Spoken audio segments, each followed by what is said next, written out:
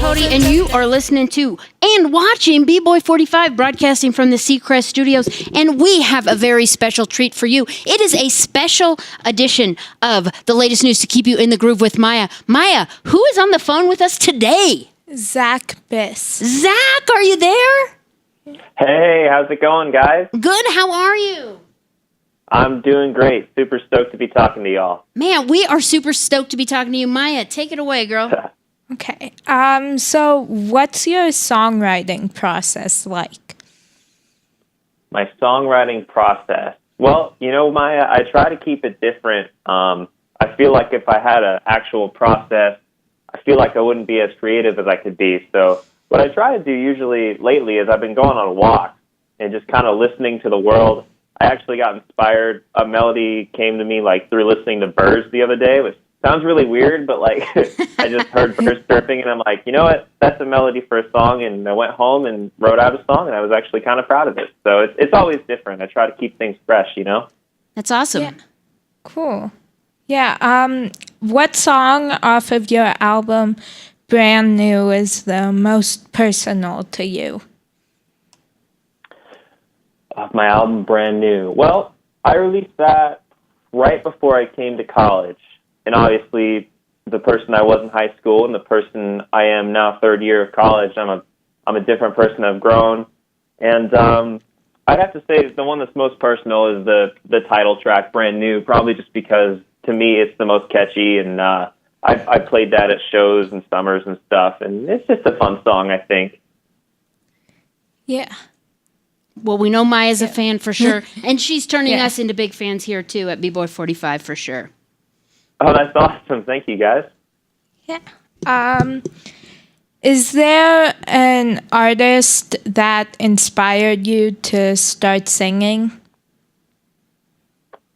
You know, I can't really put my finger on one artist that made me want to start singing, but I do remember right about when I started, I had discovered Hunter Hayes, and he's a pop country artist, and I really dug his vibe. I loved his music, and kind of really just studied his album, his first album that was out at the time, and he really inspired me to just write and sing and just pretty much do what he did, I guess. He was really the first idol I had, I guess you could say. Yeah, he's definitely a good artist. Yeah. He can really play that guitar, too. Oh, yeah, he can. And he's the nicest guy, too. I've been able to meet him maybe 2 years ago it was now, and he was just very inspiring and very nice person. Very thankful for that moment. Cool. Yeah, when you said Hunter Hayes, I got so excited. I'm a huge fan of him, too. That's awesome. Yeah, he's great. Yeah. So you started playing the guitar a few years ago. What got you interested in learning how to play the guitar? Yeah, it's kind of a funny story. I didn't start on the real guitar, like the actual instrument. I started when I was young. I was playing the video game Rock Band. I don't know if you remember that, but it was kind of like Guitar Hero, but it also had the drums and all that. And I got really good at this video game on this fake plastic guitar. And I remember one day I was showing off. My dad was in the room watching. I started playing the guitar behind my head or something like that. And he just started teasing me. He's like, you know, you won't never be cool if you don't play the real guitar. I bet you couldn't do the real thing. And I took that as a challenge. And from that day, I dusted off the guitar I had in my closet and just fell in love with it. I would play for 5 to 6 hours a day and just totally got consumed by it. And that's where it started. Cool. That's pretty cool, but I hate to tell you, I bet you learned pretty quickly the real guitar and the Rock Band guitar, very, very different. Very different. And you know what? I can't play Rock Band today. It's different calluses you build up, right? Oh, yeah, totally. I learned that quickly.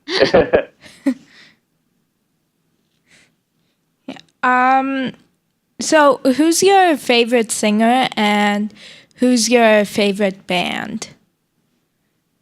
You know, this has to be the hardest question out of all of them so far. But I have so many favorites. I would say my favorite singer would have to be someone like Shawn Mendes or Troy Sivan, those kind of guys.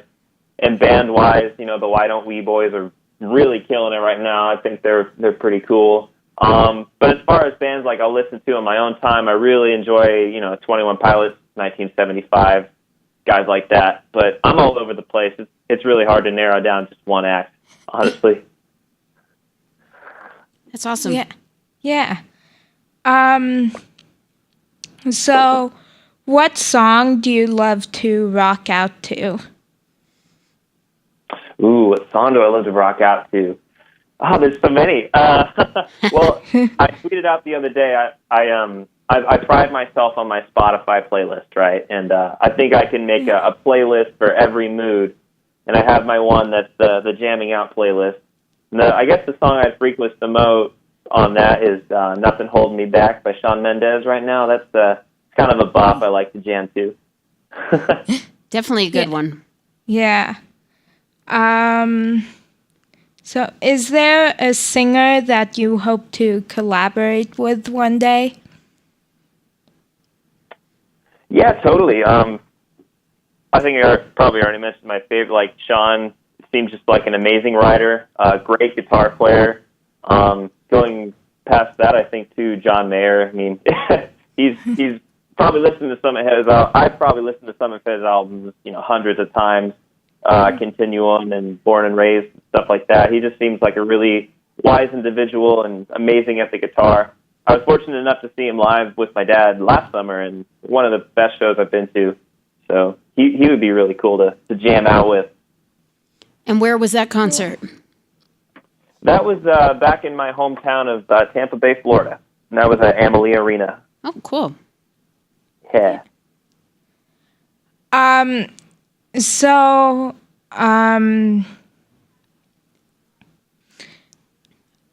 so I know that you're also in school right now, and so like, what are you studying in school? Yeah, so I go to Belmont University in Nashville, Tennessee. It's right across the street from Vanderbilt. But we're more of a music school, I guess. Our two biggest degrees are music business, and the second biggest is nursing. And I am part of the music business school. So basically, I'm just learning the ins and outs of the industry, all the behind-the-scenes stuff, like copyright work and how music is put in commercials, movies, all that fun stuff. I'm taking the route which is more of the production emphasis. So I can make my own music and record my own stuff, and I'm really enjoying it. And it's my third year currently, so the end is in sight. Light at the end of the tunnel. A lot of big names have definitely come out of Belmont, so that's a good place to be. Yeah, totally. I like it. I'm glad I came here. Totally. Yeah. How do you find time to balance schoolwork and music? Right. How do I find time to balance school and music? Well, I think I got an early start with that back in early high school because, growing up, I would play local gigs around Tampa Bay every Thursday, Friday, Saturday, 4-hour night gigs, usually 9 to 1. And I think I just got the hang of being able to get my homework done early. I've never really procrastinated when it comes to homework. So I would get that done and go out to the bars and play shows. And now that I'm here, it's, kind of more of the same. It's a good habit to get in, for sure. Yeah. I need to maybe take a lesson from you. So were you always interested in music? Well, growing up, I never really sung or played any instruments. I mean, I can vaguely remember banging on some pots and pans like a drum set when I was little, but that wasn't really the catalyst for anything. In fact, when I was little, my main thing was ice hockey. I was a ice hockey goaltender for 10 years, playing and... Wait a minute, you're from Florida and your main thing was ice hockey? Oh, yeah, it's huge down there. Oh, okay, good to know. Yeah, it's a really big thing down there, and I played for 10 years goalie, never got an injury, never got in a fight. I was a pretty level-headed guy, and but then I discovered music, playing through Rock Band around the end of that, and that's when I hung up the skates and started playing around town. And nobody got mad at me if I messed up on stage rather than let in a goal. So I was like, hey, this is a lot of fun. Cool. What genre of music is your favorite? I would have to say pop music, and I know that's so broad, but I'm really digging like electronic pop music, I guess. I mentioned Troye Sivan earlier. I think that his album is one of the best produced albums I've heard maybe ever. I mean, just the electronic elements and the EDM elements, when they blend well into, easily digestible pop music, I think it's great. And that's kind of what I want to strive to make my own music. So blend some more guitar into that. And, that's kind of my vision for upcoming projects, I guess. Cool. So what was your first concert, and is there a special memory attached to it? My first concert, my dad took me to see the classic rock band Boston. I don't know if you've ever heard of them, but they rocked. They were awesome. They are good. Yeah, it might be a little before Maya's time. Yeah, I only knew them from playing Rock Band, actually. So it comes full circle. But they were great. Special memories attached to it. I remember I was really young. I remember I'd never been to a concert before, so they started playing. It was super loud. I covered my ears. I was like, this is too loud. But a minute in, I'm like, this is actually awesome.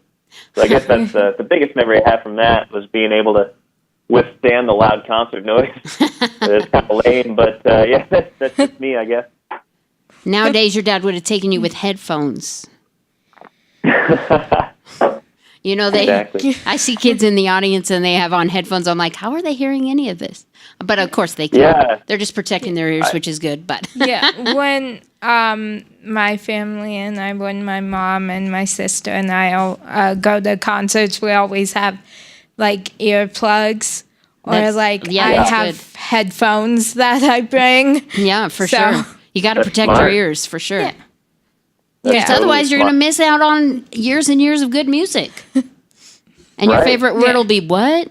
What? Yeah, you don't want that. Exactly. Yeah. There's no shame in wearing earplugs. Yeah. So, do you have any upcoming projects? Well, I don't have any I can name right now, but I am writing every day, writing new songs and getting ready to record. My goal is to get something out by the summer. Obviously, I don't have any firm dates out there, but that's kind of my personal goal, whether that's an EP or an album. I'd like to just get some music out there for you guys, and so everyone can jam out to it, I guess. Yeah, we'll be on the lookout for that. But we do understand your upcoming project is called Finals, so we get that. That's true. I have 3 upcoming group projects coming up this month that I should focus on before any music gets in the way.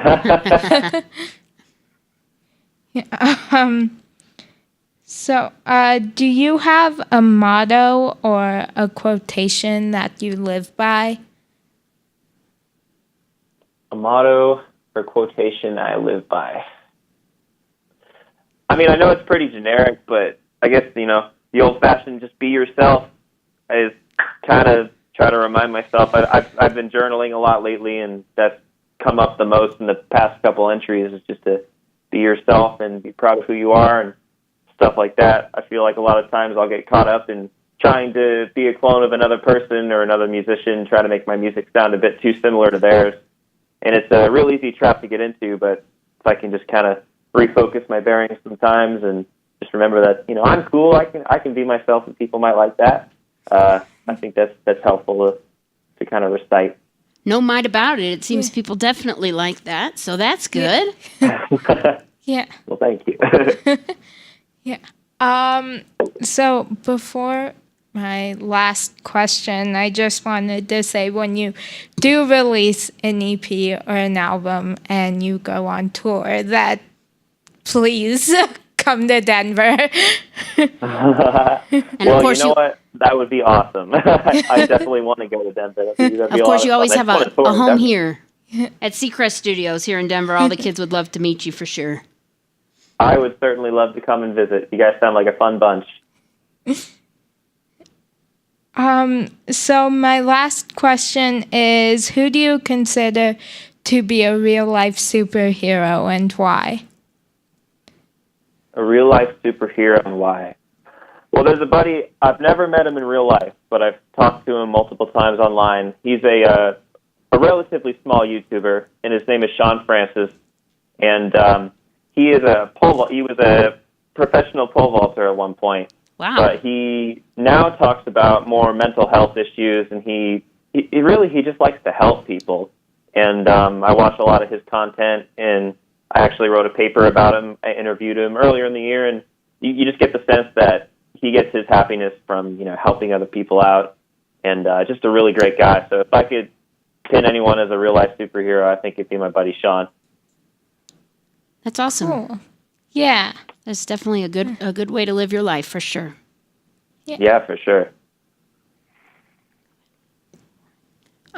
Well, thank you so much for calling in. Hey guys, thank you so much for having me. I had a blast. Now, Yeah, Zach, me when too. you do release that EP, you let us know. We'll make sure we've got it playing here on our station that broadcasts here at Children's Hospital Colorado, and because we love to support all of our buddies, especially when we're hearing about cool and upcoming people like you. Certainly, guys. Thank you so much.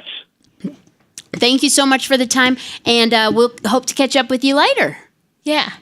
All righty. I'll talk to you guys soon. Thank you you so much. All right. Bye-bye. Bye-bye. Bye.